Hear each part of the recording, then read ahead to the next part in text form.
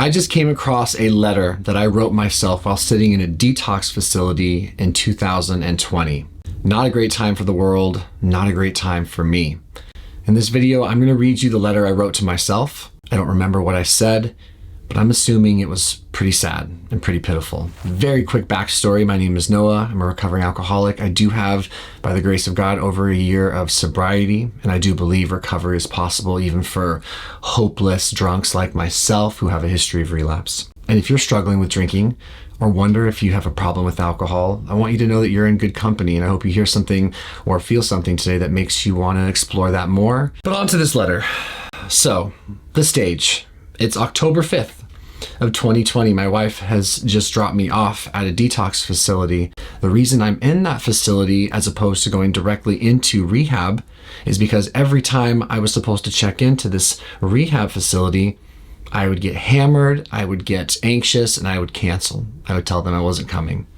I did this multiple times until they said, if you don't go through a detox, we're not going to accept you in here anyway. And I was under the gun, so to speak. My wife had enough. I was not doing well. And this is the letter I wrote myself, my first night in detox. It is currently 9:57, and I am sitting on a single bed in a detox facility in Vancouver, Washington. Today is my first day sober. Hopefully, and I put this in quotes, real sober. Real sober is something that I have pursued since I was probably 19, but more seriously since I was in my early 30s. Stopping the drinking process, particularly when I was younger, wasn't that hard, but it became very hard and almost impossible as I got older. The ability to decide when I wouldn't drink, for example, that stopped being a thing I had control over, which is why I largely think it was an act of providence that I was able to get sober and stay sober one day at a time this time. So when I say real sober, I mean like I'm not just not drinking, but I'm going to just be someone who dedicates his life to being in recovery. Hopefully real sober. After having had what feels like a million times, but I'm thinking my chances are a little better than usual. Yeah, I wouldn't stay sober long term. Well, that's not true. I stayed sober for 9 months. That's a long time for an alcoholic like me. What are my thoughts? ... Blah, in all caps. I got smashed the past 4 nights and have been really hungover each day. Poor Jess ... Jessie's my wife. She's taken the worst of my addiction. Her and I are doing great today, though. My head is a watermelon. I'm exhausted. I can't really process anything I'm thinking or feeling. That's for sure. I've never felt like this. Unlike myself is what I put down. That's for sure. I think in 2020, trying to get sober that time, that was definitely one of the first times where I legitimately got scared of myself. I remember thinking, whoa, I need to stop drinking or at least slow down. And then I couldn't.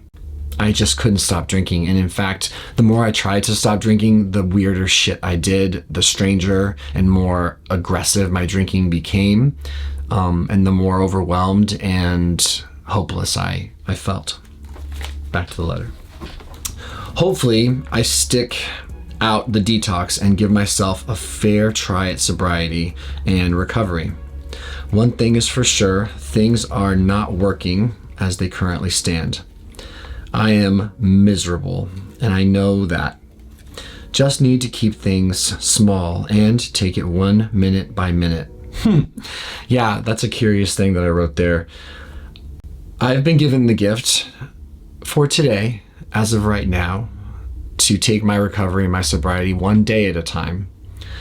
That doesn't mean it couldn't get smaller, like 1 hour at a time or 1 minute at a time, but I think the fact that I wrote 1 minute at a time speaks to the fact that I was really raw and very, very unpredictable. I felt unpredictable. Side tangent, the detox facility was across the street from a hotel, and it took like every ounce of my being to not burst out of the door in the lobby after Jessie drove away and just hole up at that hotel. I'm grateful I didn't do it, but I was like this close. That's how amped up I was. I hadn't drank in nearly 24 hours, right? I was an anxious mess. I felt terrible. I can't trust my thoughts or feelings, and I do believe that the real me needs to have his say, and that means getting alcohol out of my system. Yeah, that's also kind of an interesting thing. The real me needs to have his say. I don't know about you guys, and in the comments below, if you can relate to this, please let me know. I became fairly convinced that so long as I was drinking the way I was drinking, which was about every night, but damn close if not, that I wasn't really sure who was doing the talking or decision making. I'd been to rehab twice already. I had learned at least a fair amount about addiction and about myself, and I'd done therapy. To put down that the real me needs to have his say is very much to speak to the fact that alcohol is making choices here. My power of choice was gone a long time ago, and I apparently had an acute awareness of it. I certainly have an acute awareness of it now, that so long as alcohol is in my system or near my system, I think I learned in rehab they called this like the disease state, roughly 2 weeks if I'm not mistaken. My impulses, my drives, my thoughts, they are not my own. They cannot be trusted. They are dangerous, and they're completely unpredictable, which is a terrible way to live. I thought I was going to leave. Oh, I wrote this down. I thought I was going to leave the intake lady with all of my stuff and go off to a hotel. Addiction makes you do dumb shit. Yeah. In all caps. I don't know if you can see this. Let's see if it'll pull focus for us. Stay put. I wrote down stay put, Noah, which I did, at least for that detox, and then I did go through that 5-month rehab, and I tried really hard. I finished with I love you still. It's nice. P.S. It's my wedding anniversary. Boy, I forgot about that. Right. Fuck, that's depressing. Strange world, best gift I could possibly give my wife. Look at me still thinking I'm giving gifts to people here. That's funny. I suppose there's some truth to that. I don't know, something about that last comment doesn't please me. I forgot it was my wedding anniversary. Oh, it's intense. What a crappy day that was for Jesse. Look, I just found that and wanted to make a video to talk about it. I did go on to rehab. I did complete the rehab. I did stay sober for a time, and mostly emotionally sober for a time. But if you're a member of this channel, you know that got away from me, and I eventually drank again. But I think the point is alcohol has taken me to some really dark places. And if there's something positive to glean from this, is that despite having come to the conclusion that I'm powerless and that I need help and I'm lost, and despite having drank again thereafter, that's the insidious nature of addiction, I have continued to try to stay sober, and it's been worth it.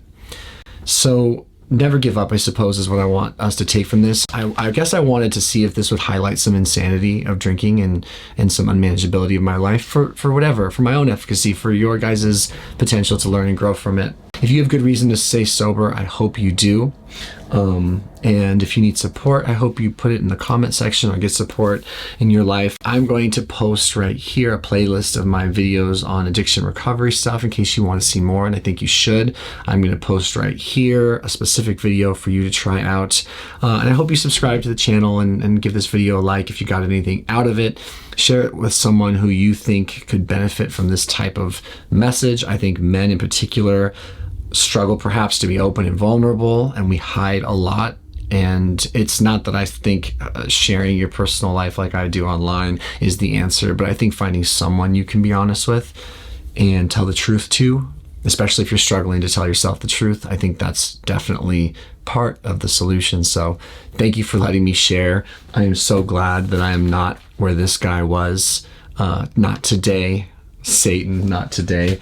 And forward and onward, this life is very beautiful, and it looks good through these eyes, these sober eyes in a recovery program. We'll see you guys in the next video. I'll see you in the comments. Thank you so much for your time.